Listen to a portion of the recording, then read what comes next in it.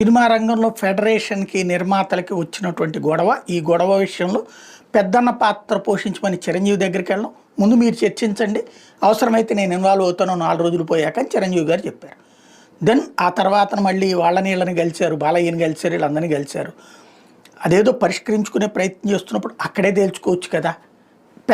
వాళ్ళిద్దరూ పెద్దన్నలు. ఎందుకంటే మొదటి నుంచి ఉన్నటువంటి వాళ్ళు కాబట్టి చిరంజీవి బాలల్ని అడగటం బావుంది. అది కరెక్ట్ సమంజసం కూడా.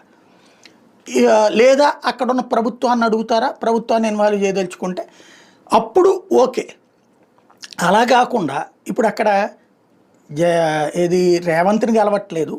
లేకపోతే కోమటిరెడ్డి కూడా ఇన్వాల్వ్ కాలేదు. ప్రభుత్వం ఇన్వాల్వ్ కాలేదు. ఇప్పుడు ఆయన ప్రభాస్‌తో కూడా సినిమా తీశారు కదా!